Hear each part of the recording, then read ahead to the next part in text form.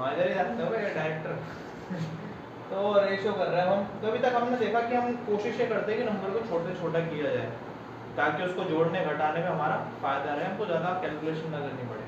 अब मान लो ऐसा सवाल है कि तुम दो भाई बहन हो घर में और तुम बड़े भाई हो, ठीक है, तुम बड़े भाई हो, तुम्हारी एज है मान लो 20 साल और तुम्हारी कोई छोटी बहन है और उसकी एज है मान लेते हैं 15 साल, ठीक है।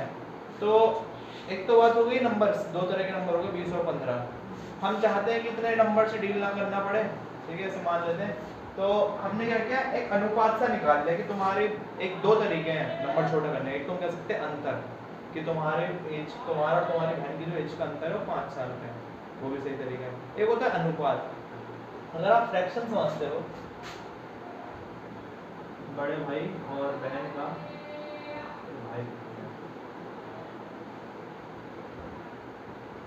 भाई और बहन का अनुपात क्या आएगा, 20/15, ठीक है, फ्रैक्शन जिसे आप कहते हो, तो हो जाएगा 4/5, 4/3, सॉरी 5 चौके 20, 5 दिया 15, ये हो जाएगा 4/3, जिसको आप रेशियो में लिख सकते हो। अगर मैं इसको फ्रैक्शन का एक तरीके से मैं कहूँगा रिप्रेजेंटेशन लिखने का तरीका है रेशियो। जैसे कि भाई बहन ऐसे लिखते हो आप, उस केस में क्या करोगे, भाई रेशियो बहन ऐसे लिखोगे, जिसका जो वैल्यू आएगी वो आएगी 4/3, ठीक है, एक ही बात है।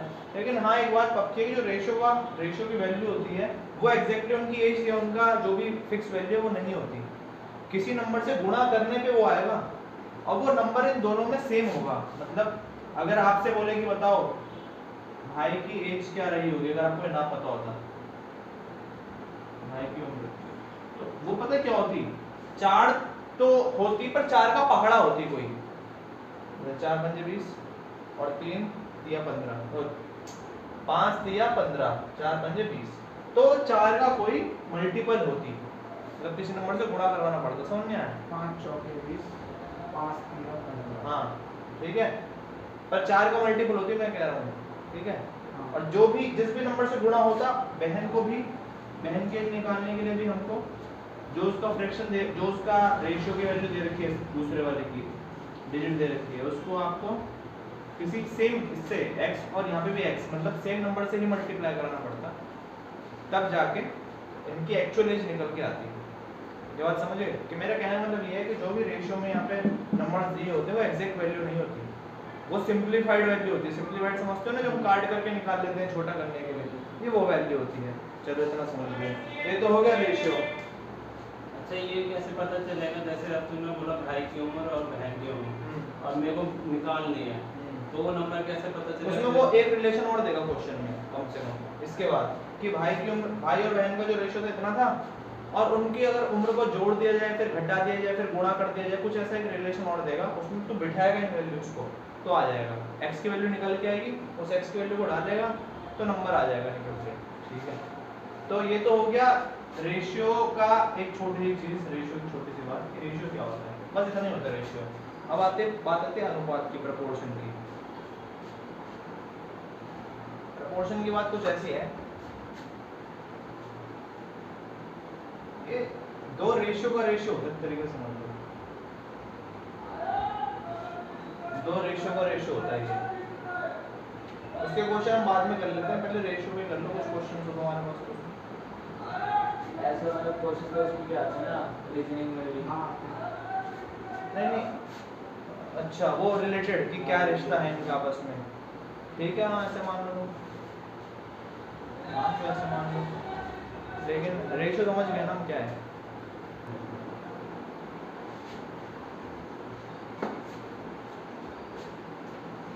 एक कक्षा में 20 छात्र और 25 छात्राएं हैं, एक कक्षा में 20 छात्र और 25 छात्राएं हैं, ठीक है। तो इनकी संख्याओं का अनुपात क्या है, अगर इनकी बोला तो मतलब सेम सीक्वेंस कह रहा है, पहले छात्र फिर छात्राएं, एक तरीके से बट्टा दे देना, मान लेते हैं छात्र और छात्राओं का फ्रैक्शन जो आएगा वही रेशियो होगा, और क्या, 5 चौके 20, 5 पंजे 25, तो छात्र और छात्राओं का जो रेशियो आ गया वो आ गया 4:5। ठीक है, दूसरा उदाहरण, वर्ग अनुपात क्या होता है? कह रहा है कि 3:11 का वर्ग अनुपात क्या होगा? वर्ग अनुपात का मतलब क्या होता है? 9:21। हाँ 121। तो वर्ग मतलब स्क्वायर है ना, तो बस ठीक है, तो समझ गए हम। इसका ही आपको वर्ग अनुपात करना, मतलब इसी नंबर का। तो क्या होगा, नंबर क्या रहे होंगे? नंबर रहा होगा 3x, एक्चुअल जो नंबर रहा होगा 3x रहा होगा मान लेते हैं, और ये रहा होगा 11x का स्क्वायर, करवा होगा तो 9x स्क्वायर आ जाएगा, 121 स्क्वायर आ जाएगा, ये फिर आपस में कट ही जाएगा, तो आ जाएगा 9:121। ये भी कट सकता है वैसे, शायद नहीं कर सकता, नहीं 2 कटेगा, 4 नहीं कटेगा। इसका वर्ग अनुपात 9:121 आ जाएगा। और क्या करें आगे, सी 125 216 का घनमूल अनुपात क्या होगा? ये स्क्वायर दे रखा है, 125 और 216 का घनमूल अनुपात 5:6। तो 125 किसका, अच्छा घनमूल तो क्यूब हो गया ना, हाँ। क्यूब का क्यूब रूट 5 5 और 6 6 हाँ। 5:6 आ गया घनमूल अनुपात इसका। ठीक है, यदि A:B 2:3 है, B:C 5:7 है, तो चलो देखो अगला क्वेश्चन। A:B की आपको वैल्यू दे रखी है 2:3 और B:C की वैल्यू आपको दे रखी है 5:7। आपसे बोल रहा है A:B:C की वैल्यू निकालो। ठीक है, तो क्या करें, कैसे निकालोगे? नीचे रखेंगे 2, किसकी निकालने, तीनों की ना। हमको देखो रेशियो का मतलब क्या होता है कि मान लो इसको कुछ ऐसा समझ लो, 2/3 तो है आपके पास A/B की वैल्यू है ना, A/B की वैल्यू ये है, और इसके अलावा B/C की वैल्यू आपके पास क्या है 5/7, और आपको वैल्यू निकालनी A/B/C।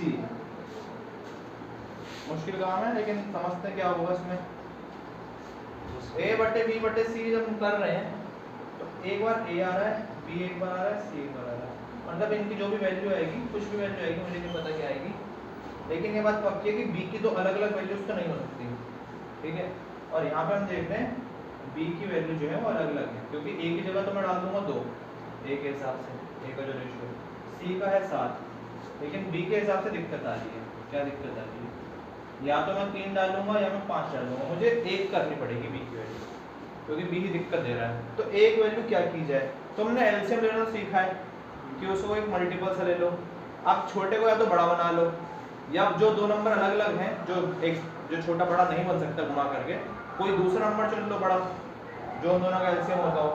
तो एक तरफ है 3 और एक तरफ है 5, 3 और 5 का हमें क्या 15 कर लें? 15 हम करेंगे तो मतलब इस वाली पूरे रेशियो को 5 से गुणा करवाना पड़ेगा। मैं कह रहा हूँ कि इस वाले पूरे रेशियो को 5 से ऊपर और 5 से नीचे मतलब डिवाइड और मल्टीप्लाई करवाना पड़ेगा। तो ऐसा करके हो जाएगा हमारा A/B की वैल्यू हो जाएगी 10/15, और इसको करवा देते हैं हम 3 से, तो वैल्यू हो जाएगी 15/21। अब करना रेशियो का काम हमारा आसान हो जाएगा। कैसे? अब हमारे पास A, B और C की वैल्यूज हैं, जिसमें B की वैल्यू दोनों केस में सेम है, तो हमें फर्क नहीं पड़ता कि हम B की कौन सी वैल्यू डालें, जो मर्जी डाल दो, A की डाल दो 10, C की डाल दो 21, तो आपका जो A ratio B ratio C आ जाएगा वो आ जाएगा 10:15:21। ठीक है, अब इसको आसान, अब ये तो होगा पूरा मेथड, हमेशा इतना तो करते रहोगे नहीं तुम, तो क्या करोगे कई बार से सीधा यहीं पे देखोगे। अच्छा भैया हाँ, मल्टीप्लाई हुए, हाँ। समझ रहे हो? क्योंकि एक तो होता है रेशियो, एक तो होता है फ्रैक्शन, इसको हम रेशियो कह लो, चलो कोई दिक्कत नहीं। फ्रैक्शन मतलब कुछ ऊपर है और कुछ नीचे है। ठीक है, इक्विवेलेंट फ्रैक्शन सुना तुमने? ये चल रहा है कोड हो रहा है, कोई बात नहीं, ठीक है। तो फ्रैक्शन में तुमने सुना इक्विवेलेंट फ्रैक्शन, इक्विवेलेंट मतलब अगर आप ऊपर 2 नीचे 2 से गुणा कराओगे तो क्या आएगा 4/6, देखा जाए तो ये भी 2/3 ही है। हाँ। अब चाहो तो कभी भी इसको डिवाइड करवा सकते हो। अगर मैं इसको 2/2 से ना करवा के 3/3 से करवाता तो क्या आता 6/9, जिसको मैं किसी भी टाइम वापस इस फॉर्म में ला सकता हूँ। तो 6/9 या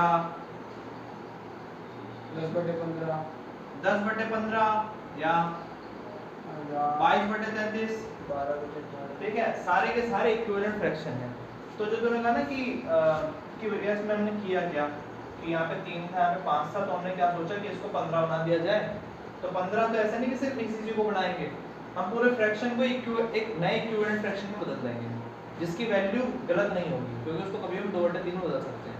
इसका तरीका होगा कि हाँ इसको मैं 15 बनाना चाहता हूँ, 15 बनाने के लिए इसको 5 से गुणा करना पड़ेगा, तो इससे ऊपर से भी करना पड़ेगा, है ना। समझ रहे हो क्यों करना पड़ेगा ऊपर, क्यों करना पड़ेगा ऊपर भी? बराबर क्योंकि हाँ, क्योंकि 2/3 को आप सीधा नीचे नहीं करवा सकते आप। दोनों को ही यार वापस फॉर्म में लेके आएंगे फिर आएगा नहीं ना प्रॉपर। हाँ सही बात है, क्योंकि बगल में हम ये मानते हैं कि किसी भी नंबर के बगल में एक तो होता ही होता है गुणे में।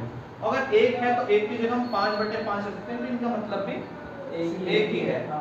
इस वजह से हम दोनों तरफ करवा रहे हैं 5 से गुणा। 5 से गुणा अगर दोनों में करवाओगे, इसके पूरे को 3 से गुणा करवा दोगे। अब देखना जो a रेशो b आएगा नया वाला वो आ जाएगा 10:15, और ये जो आएगा नया वाला आएगा 15:21। अब आपको फर्क नहीं पड़ता है, इन दोनों को अलग अलग लिखने की जरूरत नहीं है आपको।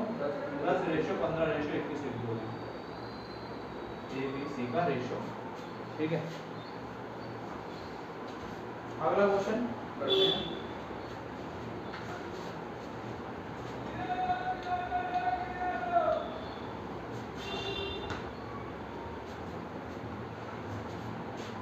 यदि a का हाफ b है, अच्छा यदि a का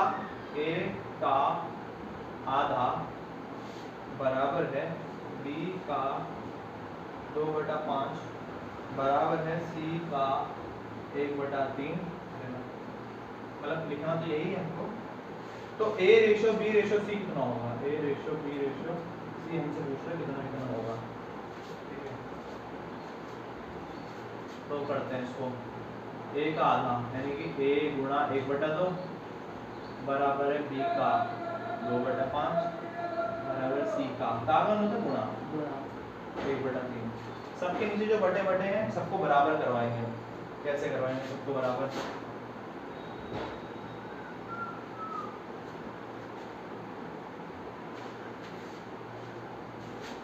सही रहेगा करना कि नहीं सही रहेगा? चलो पहले बहुत बेसिक तरीके से करते हैं कि आप गलत हो गए नहीं उस तरीके से, तो उस तरीके से करते हैं। पहले a का आधा बराबर होगा b के 2/5 से। पहले मैं इतना वाला ले रहा हूँ, ठीक है। इससे मेरा a/b आ जाएगा। a/b कैसे आएगा? b को इधर भेजूंगा, इसको उधर भेजूंगा, b आ जाएगा नीचे, 2/5 था उसके नीचे चले जाएगा 1/2। और ये हमने पढ़ा है कि न्यूमरेटर का जो डिनोमिनेटर होता है वो डिनोमिनेटर के न्यूमरेटर के साथ आ जाता है, मतलब 2 चले जाएगा ऊपर 4 के पास और 5 आ जाएगा नीचे। a और b का रेशियो निकल एक तरीके से जो हम पिछले क्वेश्चन में किया था अभी तक, उसी तरीके से आ गया a रेशियो b। अब ले लो b c का, b का आधा, मैं रिस्क नहीं ले रहा, मेरा कुछ और चल रहा था बताने का, लेकिन ऐसे तो मतलब गलत हो ही नहीं सकता क्योंकि हम कॉन्सेप्ट पे चल रहे हैं, ठीक है। तो b/c नीचे आ गया और 1/3 के नीचे चले जाएगा 2/5। तो इसको नीचे इधर गुणा करवाऊंगा, 5 ऊपर चले जाएगा 5/6। यहाँ तो कोई दिक्कत ही नहीं है, तो आंसर आ गया। दोनों जगह b की वैल्यू सेम है, b 5 है, b 5 है, तो हमको दिक्कत आएगी नहीं। सीधा आप इसका लिख सकते हो a ratio b ratio c जो होगा वो होगा 4। a की जगह 4 डाल देना, b का 5 डाल देना, c का 6 डाल देना, 4 5 6। अब मेरे दिमाग में क्या चल रहा था कि ऐसे करते हैं, अब मुझे लगता है कि इनके नीचे को बराबर करा दो, देखते हैं क्या होता है। मैं सही था कि 4 5, तो मैं सोचता था नीचे का सबका बराबर कर दूं और नीचे का बराबर हो जाएगा क्या नंबर? 30 में होगा। चलो 30 में हो जाएगा। 30 करने के लिए नीचे इसको किससे गुणा करना पड़ेगा? 15।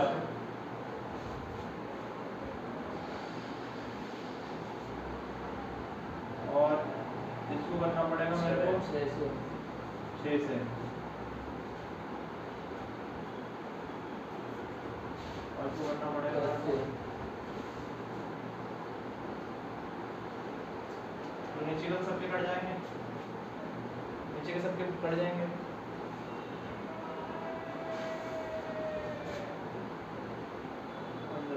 पंद्रह है, 12 भी, 10 सी, 2 से काटूंगा, 2 से कटेगा नहीं, गलत हुआ था क्लास में, पता नहीं क्यों आया था जब हम कैसे करते हैं। चलो छोड़ो, हटाओ उसको, चेक करना चाहता हूँ उसमें इसको, वरना जो हमने तरीका बनाया वो बेसिक था और राइट था, करेक्ट, तो कोई दिक्कत नहीं है उसमें।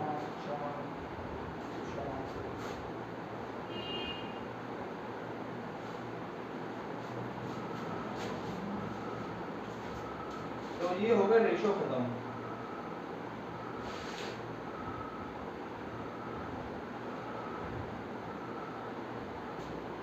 लास्ट क्वेश्चन एक बार फिर से देख लो, ए का हाफ मतलब एक और तरीका, बी का क्या था 2/3, 2/5 था 2/5 था, सी का 1/3, ठीक है। यार ऐसे ऐसे कुछ वैल्यू है, और हम मान लेते हैं कि इन सब जब सारी वैल्यू आपस में बराबर है, हम मान लेते हैं सब बराबर हो किसी एक नंबर के, जो हमें नहीं पता क्या है, के है।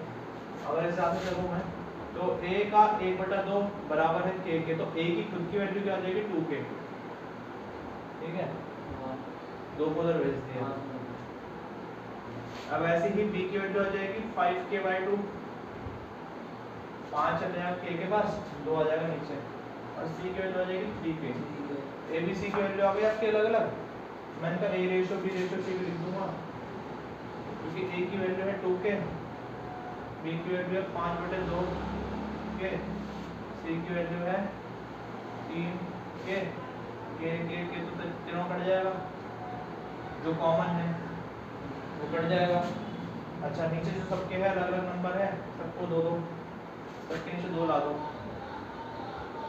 तो हो जाएगा 4/2, 5/2 और 6/2, नीचे का 2 सबका कट जाएगा और रेशियो हो जाएगा 4 5 6।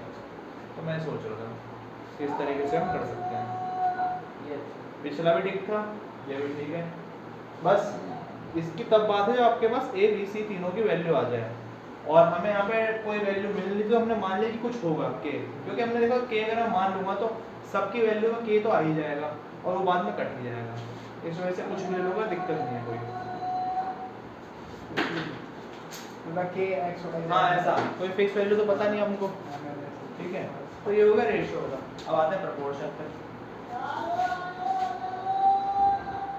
प्रपोर्शन क्या होता है, दो रेशियो का रेशियो।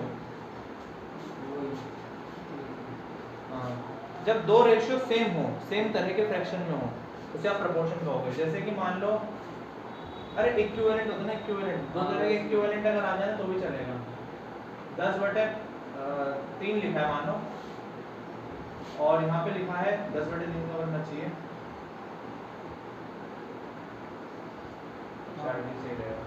तो प्रपोर्शन है, सेम तरह के रेशियो में है, दो सेम तरह के रेशियो एक दूसरे के प्रपोर्शन होते हैं, ठीक है। तो कोई भी एग्जांपल देख लेते हैं इसका हम। अच्छा इनकी खूबी ये होती है, क्या होती है कि अगर आप बीच के मतलब देखो क्या है ना, अगर आप इसका दूसरा नंबर पहला रेशियो का और इसका पहला नंबर गुणा करवाओगे तो क्या आएगा, और पहले वाले का पहला और दूसरे वाले का आखिरी गुणा कराओगे तो क्या आएगा, ये हमेशा हर केस में आएगा, ये हमेशा होएगा। ऐसा क्यों होएगा जरा देखते हैं। क्योंकि मैंने कहा कि होगा तो इसका इक्विवेलेंट से फ्रैक्शन, ये वाला भी, तो मतलब मैं इसको लिख सकता हूँ 10 गुना कुछ किसी के जैसा होना चाहिए, और 3 को भी किसी नंबर से गुणा करना पड़ेगा, चाहे उसमें मैं कुछ भी रख दूँ, 3 रख दूँ, दोनों जगह 3 रखूँगा, 30 और 9 बन जाएगा। जब ऐसा कुछ रिश्ता बन जाएगा इनका, फिर मैं इसको इससे गुणा करवाऊंगा, रिश्ता क्या कहलाता है, इसको और इससे गुणा जब मैं करवाऊंगा तो क्या हो जाएगा 30x, हाँ, और इसको इससे गुणा करवाऊंगा तो क्या आएगा, ठीक है। कि हर केस में चल जाएगा ये, मतलब कुछ भी हो x का वैल्यू, दोनों केस में आंसर सेम आ रहा है। ठीक है, तो अब आपको प्रपोर्शन दिया हुआ है, आपको प्रपोर्शन दिया हुआ है, यानी कि दो रेशियो दिए हुए हैं आपस में, एक है 2:3 और एक है 5:x। दियो पियो, अबे चला लेना, कोई नहीं चला, पानी नहीं पीते क्या? पानी पीना गलत बात है क्या? क्राइम है कि थोड़ा सा कम बोल दो भाई, मैं तुम्हारे पीछे वालों की आवाज आती रहेगी, और बच्चों को ध्यान पता है पढ़ाई में नहीं जाएगा, उसमें जाएगा कि वहाँ कुछ अच्छा चल रहा है, पीछे से आवाज अच्छी आ रही है, इंटरेस्ट भी नहीं दिया। x की वैल्यू निकालनी है। एक बात तुम समझ जाना, जो रिश्ता इनका है, 2 5 कैसे अच्छा 2 5 कैसे बना होगा अगर मैं किसी नंबर से गुणा कर रहा हूँ तो 5 नहीं गुणा ही करवा के बनवा, नहीं करवा के? हाँ 2 गुणा 5/2, ये 3 5 बनेगा, 2 5 भाई ये पहले ये बनेगा ना, और दूसरा 3 ये कुछ बनेगा नहीं बनना। अरे मैं क्या ना, रिश्ता नहीं कहलवाना। अच्छा रिश्ता ही निकालना अरे मेरे कहने का मतलब ये है कि ये रहा तो कुछ ऐसा होगा ना, 2 गुणा x 3 गुणा, अच्छा x तो यहाँ पे हम यूज कर चुके हैं, 2y कर लो, 2a और 3a, कुछ ऐसे ही रहा होगा यहाँ पे, समझ पा रहे हो? मतलब जो 5 होगा वो 2 का ही तो गुणा रहा होगा, ऐसे क्या तो 2 को 2.5 से गुणा करा दो भाई, 2.5 से 2 को 2.5 से गुणा करा दो 5 हो जाएगा ना, ऐसे उसको उधर से वापस से करना 3 को 2.5 से गुणा करा देना, क्या आ जाएगा 7.5 है ना। अब दूसरा जो तुमने सीखा है उससे भी कर लो, ये समझ में आ गया क्या कह रहा था मैंने, क्या समझना? अरे मैं कह रहा था कि भाई जो 2 है वही तो 5 बनाओगे इस नंबर से गुणा होके, 2 किससे गुणा होगा कि 5 मैंने 2.5 से गुणा होगा, हाँ या 2.5 भी कह सकता हूँ उस बात को मैं, मतलब 2 को गुणा किया गया होगा 2.5 से, या कह लो 5/2 से, कि वो बन जाए 5, तो ऐसे 3 को भी तो सेम नंबर से गुणा किया होगा कि वो बन जाए कुछ, वो कुछ क्या होगा अगला नंबर, तो आप जब गुणा कराओगे 5 या 15/2 आ जाएगा, तो 7.5 आ जाएगा, है ना। दूसरा तरीका ये है करने का, सेम चीज जो भी हमने सीखी थोड़ी देर पहले, कि इसको इससे गुणा करा के जो भी आएगा वो इसको गुणा करा के भी आना चाहिए, मतलब 2 गुणा x आना चाहिए 15 के, तो x की वैल्यू आ जाएगी 15/2। अब आसान तरीका तो यही अच्छा है, इसलिए मैं पहले थोड़ा मुश्किल बताता हूँ, फिर आसान होगा तुम कर ही लोगे, ठीक है। ऐसे वो मुश्किल तो वो भी नहीं था अगर तुम समझ जाओ। तो ये क्यों हो रहा है, इसका रीजन वही है, रेशियो का बेसिक सा। अगला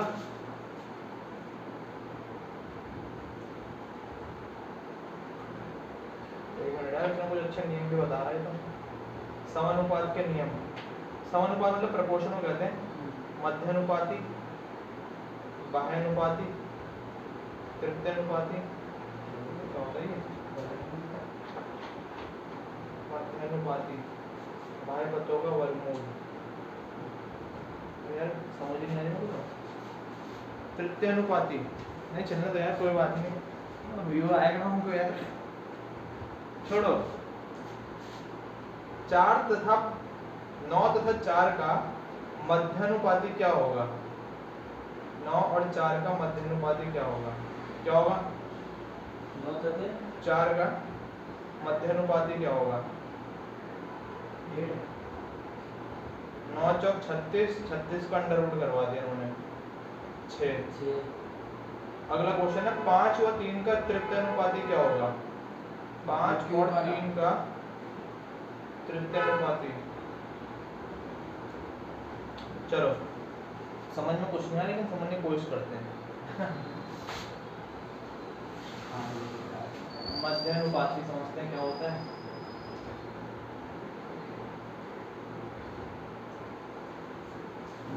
जो क्वेश्चन से समझ में आ पा रहा है वो ये है कि 2 नंबर दिए जाएंगे, 9 तथा 4 का मध्यानुपाती क्या होगा, तो क्या करना है, 9 करवाना है 4 से गुणा, सब कुछ करना है रूट के अंदर। ये आ जाएगा तो आ जाएगा 36 6। मध्यानुपाती आपस में नजर कैसे आएंगे, मध्यानुपाती आपस में कुछ ऐसे नजर आएंगे कि कोई एक नंबर दिया गया होगा। अच्छा समझ में आ गया। मध्यानुपाती मतलब ये जो अंदर वाले हैं ना, कह रहे हैं इनकी वैल्यू क्या होगी, ठीक है।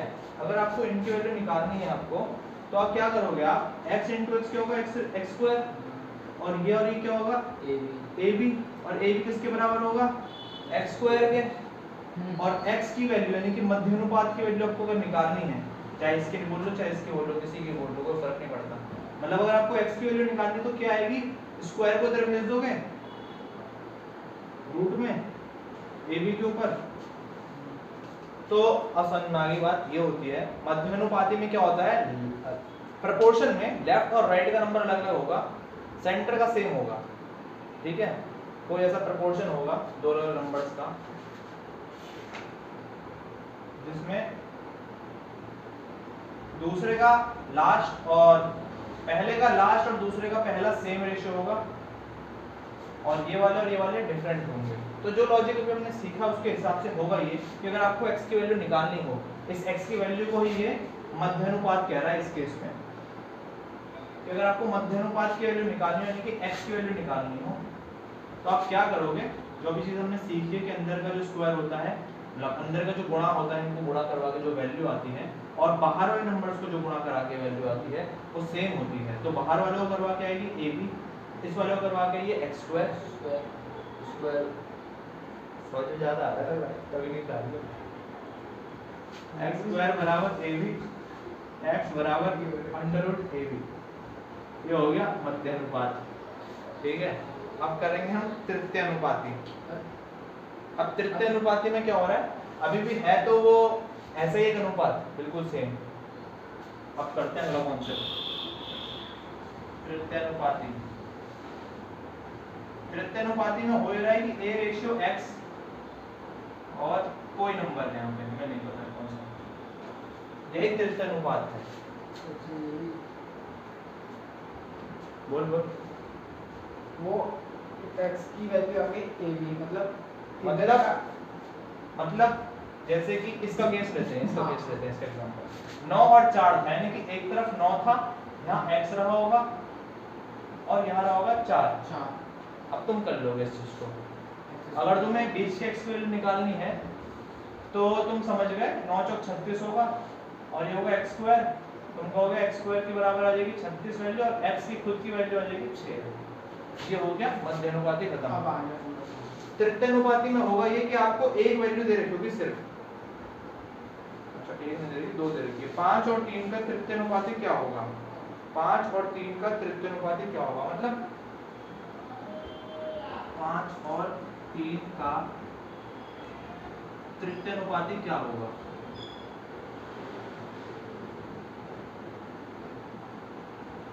तो अच्छा, तो क्या है सीन ना कि 5 और 3 का a हो गया 5 और x तो हो गया 3 का तृतीय अनुपात, यानी कि इसकी वैल्यू पूछ रहे क्या होगा। तो अपना सेम लॉजिक लगाना,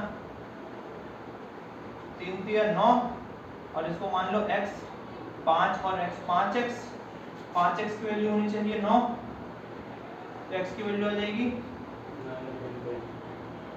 1.9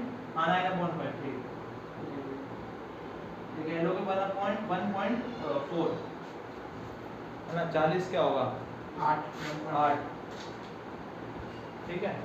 तो 9/5 की वैल्यू आ जाएगी 1.8, x की वैल्यू आ जाएगी 1.8, यहाँ पे 1.8। तृतीय अनुपात का मतलब होगा थर्ड नंबर। इसमें हर केस में जो चीज कॉमन है वो ये है, a रेशियो x b। प्रथम अनुपात निकालना मतलब वो ये वाले प्लेस पूछ रहा है,